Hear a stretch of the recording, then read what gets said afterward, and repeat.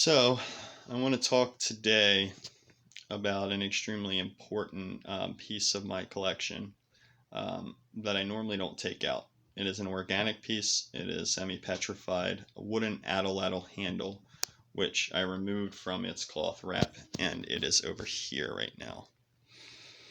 So the context of this Atlatl handle, I don't always just go to the streams to artifact hunt. I am a fisherman.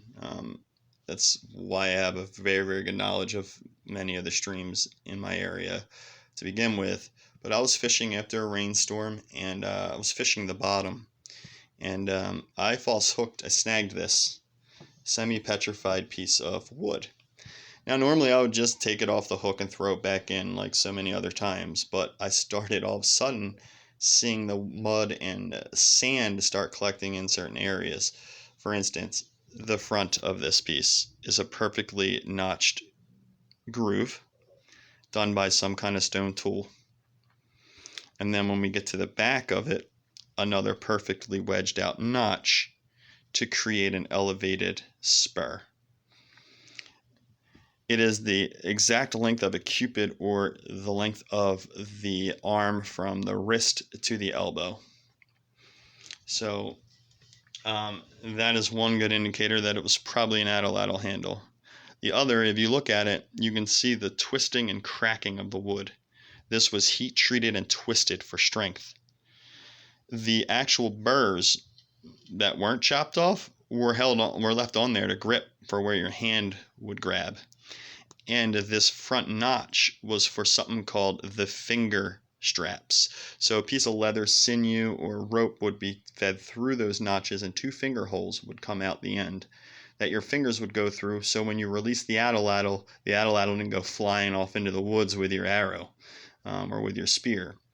So we have this perfectly perfect distribution, and you could see that it was shaped and carved and woodworked in the middle here as it drops down and smooths out in this section here up into where the Atlatl handle is, to give it the perfect rocker arm amount of leverage going forward.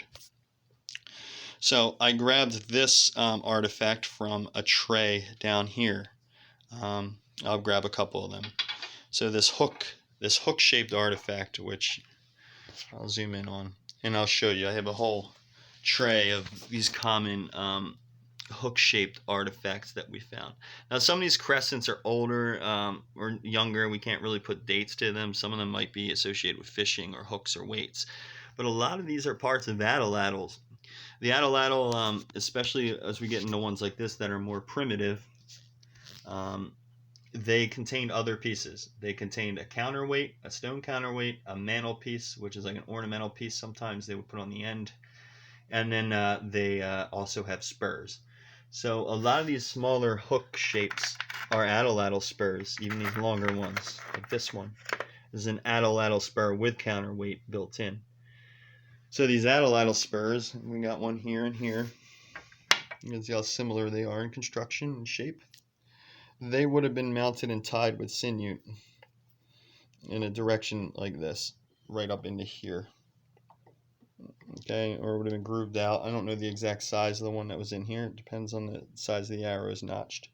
The arrow would come up over this dipped area here, this perfectly carved out area, and the back of the shaft of the spear that you were throwing, or arrow that you were throwing, would be notched and sitting here to hold it. Okay, so and then we have these bigger L-shaped and these bigger, people say phallic shaped, but this and this piece down here are both examples of Atlatl counterweights. So oftentimes if the shaft or the arrow was coming out unbalanced and not flying straight, or it needed more weight in an area, these would be ran along the bottom and the back to add weight. Okay, and they would go right up along the bottom, be tied to add counterweight. Sometimes they would even be done like this to fit up in perfect into the notched, and then tied off for counterweight. So these are Atlatl counterweights. But never in my wildest dreams did I think I'd ever pull out an actual Atlatl handle. At first I thought this was a wooden tool handle, and I found other wooden tool handles that were completely petrified, so I know that they're really old. But because this was down in a sugar sand, and then underneath the sugar sand, a clay and mud deposit, no oxygen got to this piece for a long, long time. And after the rainstorm washed away part of the bank, it was probably 4 feet under mud, and it was probably a foot and a half under mud, and my hook accidentally hooked it and reeled it in. But unfortunately, I had studied enough at that point, done enough research to absolutely be convinced that it was definitely some sort of ancient artifact, just because of the cutting and the grooving and the work on the actual piece of wood.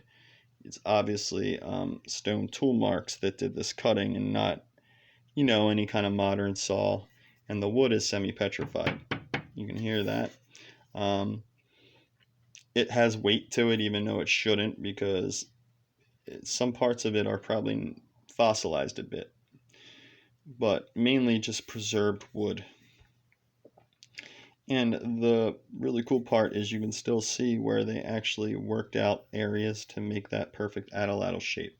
So that would be the back of the atlatl, which took the spur, and you can literally see how that part was shallowed out to accommodate the spur. Then this area shallows out, and then this is perfectly dipped like a throwing arm for leverage, so you can come forward and throw. And what they would do is they would tie the front leather strap, so your hand would be through 2 finger holes, and you could have the whole full length of the lever flinging the arrow forward. And then, like a safety strap on a surfboard, or a snowboard for your foot, you have the finger straps for your hand, because normally the atlatl would go flying, but it's stuck to your hand or your fingers with those 2 straps. And these notches that were left on absolutely for grip. This is where they're at. So, and the fact that it is exactly a cupid, so you've got from the tip of your fingers to the joint of your elbow in length, it's the absolutely exact dimensions for an atlatl. As primitive as it may be, because this is actually an organic material, and it's not petrified all the way. Some carbon testing, some carbon dating, some carbon-14 dating, whatnot, is down the road for this piece and other organic pieces. This is found in association with mostly all of this other stuff in the same bank. One of the main banks I found this. We also find a ton of these spurs, these hooks. But yeah, probably one of the most interesting pieces of the collection. I don't pull it out. I don't like a lot of oils or people's hands being on it. I did use a sugar water process to help preserve and clean it, similar to how the Vikings would preserve their the wood on their boats to waterproof them, and to preserve things that have been underwater too long. So I keep it wrapped up in filter paper, which helps control the climate, and I keep it in a dark, climate-controlled drawer in a climate-controlled room. But you can clearly see the end worked, bent up, hand axe cut with a stone tool, and then the end where the strap would go on, lowered perfectly in the perfect place. If it's not an atlatl handle, it is an accidental wood cutting that is very old, that just happens to be the exact dimension, shape, and has the exact notches in the same place for an atlatl. I think not. I am a firm believer that this is definitely an atlatl handle. I have no idea how old, whether it be 1,000, 800. I have no year-wise until it gets tested. So, very interesting piece. And so what's cool is to find the other parts with it, like the counterweight for the atlatl and the spurs, in great abundance too. So we find the parts of the atlatl that didn't rot away, and for one rare find, we found an atlatl that didn't rot away, that sat down in the mud and stayed preserved for all these years. Just an absolutely, stunning piece. So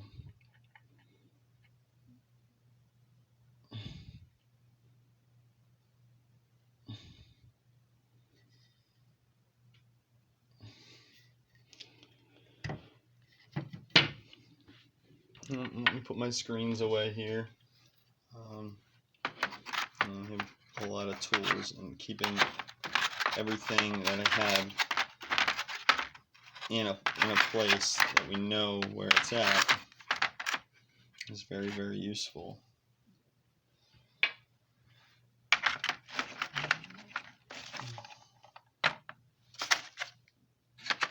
Now, this is a piece of a bayonet, I believe, probably from the late 16 or 1700s. We found in the same area. I don't really know what it is, so when I don't know what something is, it kind of just stays not really talked about until I find more info out on it. Okay, and you see a lot of preforms, see a lot of little arrowheads, a lot of soapstone stuff down here. This is a really nice example of what I call Proto Sesqui Hanok.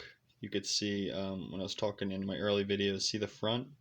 Almost looks like a broad point on the front, three-dimensional, completely flat on the back. Then it's fluted in the middle here, like that. You can see how my thumb sits right down in it. And then on the bottom, you have this little dip that comes down for the stem to help procure the rest of it to the actual arrow shaft. And we see this design in several different materials, but this is like that in between. I feel like, when you're getting out of the Mesolithic into like the, the woodland, paleo woodland, the earlier stuff. So it's kind of a neat transition piece. Soapstone is all over the area. Actually, this creek, because of its silver content and quartz content, has to have soapstone. You need those materials to create silver.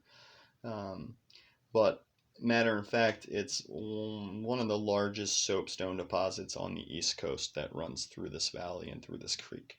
So right there, that stone itself, pipestone, soapstone, extremely valuable to the Native Americans, especially cultures that came from the Hopewell and Adena area. They knew this material, they were trading with it, they were working with it. And that would have been reason enough to be digging around the area for the soapstone. And it's very high quality soapstone. So, well, that's really what I wanted to detail, was the wooden Atlatl handle discovery. Still awaiting funding and testing, because carbon dating can be quite expensive, the testing. And I'm just by myself as an amateur here, so we must await. But again, beautiful example of an Atlatl.